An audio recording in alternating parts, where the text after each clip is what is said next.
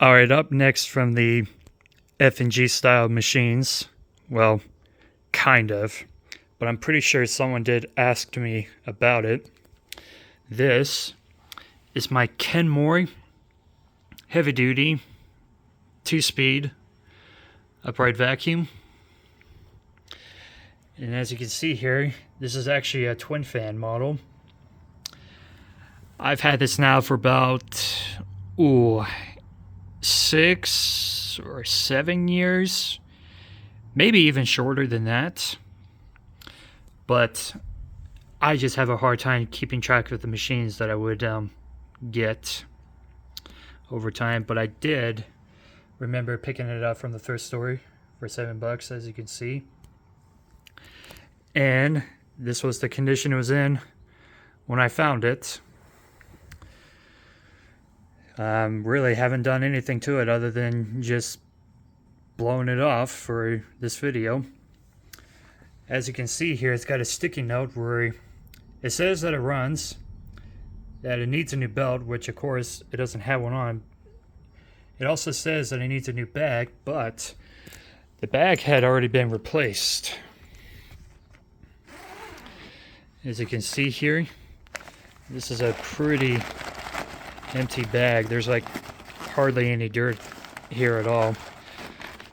So as I said, it's kind of an F&G setup because like the Eurekas or Sanitaries, it has the metal ring around to catch through this thing where the air blows through at. But I actually like this slightly better than the Eurekas because I like that if I can do this with one hand, I like that the air blows up through this thing, comes up and up top of here, as I believe this helps fills up the bag more efficiently. And I think even by changing it, I think this is even slightly easier and cleaner to do as well. Nonetheless, I still don't care about these type of bags, but at least when we're talking about Eurekas, I would much favor replacing the F&G bags over the ones on the Eureka the Boss Smart Vac, which I'll be honest, I never liked those machines, and changing the bags happens to be one of the reasons why. But back to this. So other than that, it also has a burnt out headlight, and the real big issue with this is that the bearings are dry or worn out, so you'll notice that on video. But other than that, I'm just really happy to have one now. But however, I didn't even realize this, but shortly after I picked this one up, I actually found another one at the thrift store. Same thing, but it turned out to be in better condition than this one. And I was like, gosh darn it. If I would have known, I could have passed on this and could have gotten the other one later, because normally I would not keep two of the exact same machines. And I just didn't even know that another one would show up eventually. But thinking about it now, perhaps maybe I could have picked the other one up to where one of them I could have used as a parts machine, or just keep two of them in general, because I just really like these so much. I mean, that's one of the reasons why I'm so happy to have one. So I've always liked these heavy duty line of machines because I just really like the red and the black / gray color scheme on these. And it's not just with these single style machines, but also the Whirlpool machines had that as well. And speaking of which, the Whirlpool versions, like my self-propelled, for example, were based off of the Hoover Concepts. And back in the day, you know, as much as I love Kenmore and that they are my favorite brand next to Panasonic. Well, personally, I like Panasonic more slightly than Kenmore, but um, if I would have bought any director machine back in the day, I would have bought a Concept in a heartbeat because I just really like those machines the best.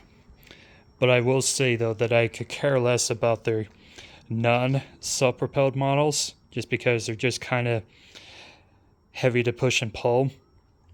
And for my runner-up choice, instead of getting a Whirlpool version of the Kenmore, especially from the heavy-duty line, I would have preferred to get a Kenmore like this one instead, because not only I like how much easier it is to push and pull, but also they're just lighter weight in general.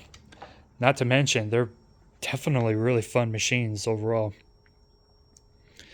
And even unlike the F&G style machines, because those are my most favorite director machines ever, not only I prefer the way the bag setup is on this, but also I do like that the belt is on the side instead of in the middle, because I don't really like about that. However, the belt is still not protected, and because it's a twin fan model, air comes in on both sides, and where the dirt comes in, it would still easily catch onto the belt to rear the belt out more easier.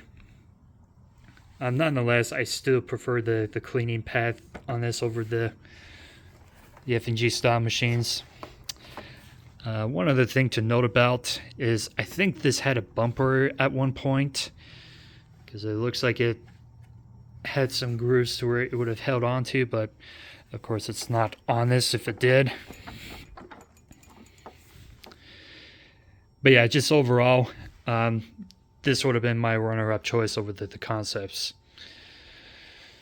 The thing that I just find very fascinating about this is the height adjuster, because the way the height adjuster works is that it only raises the back of the wheels up or down, not actually on the front, like you'd find on the Concepts or the F&Gs, for example.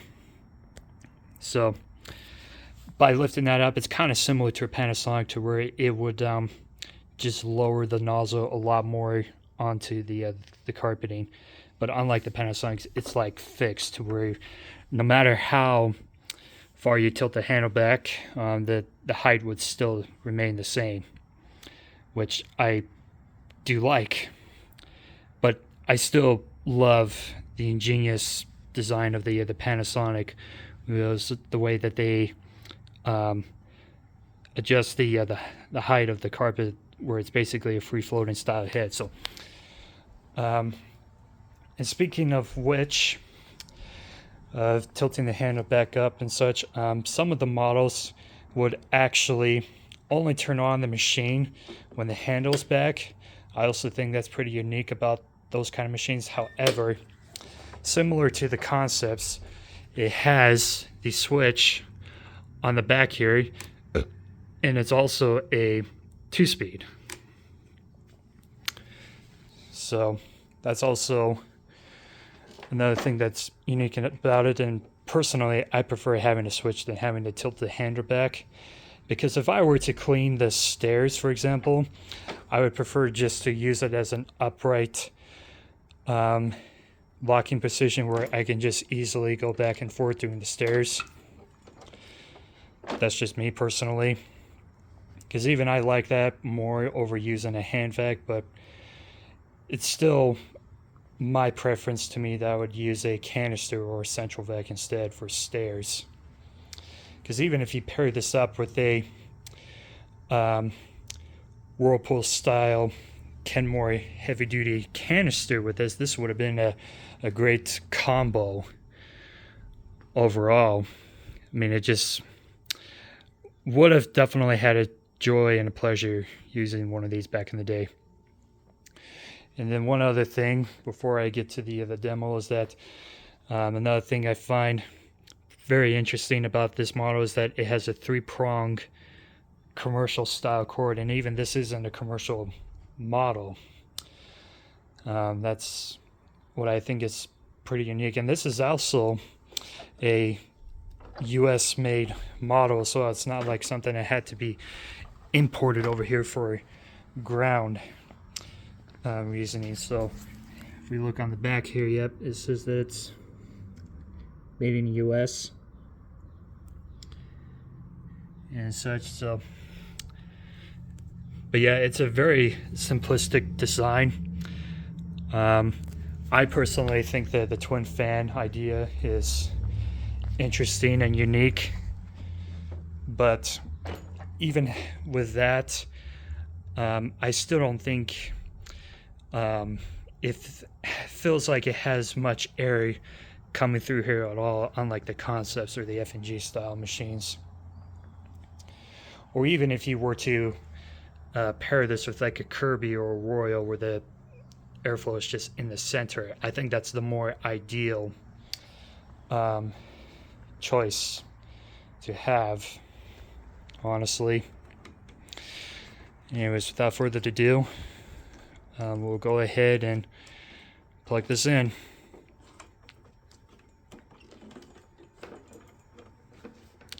It also does have a quick cord hook release as well.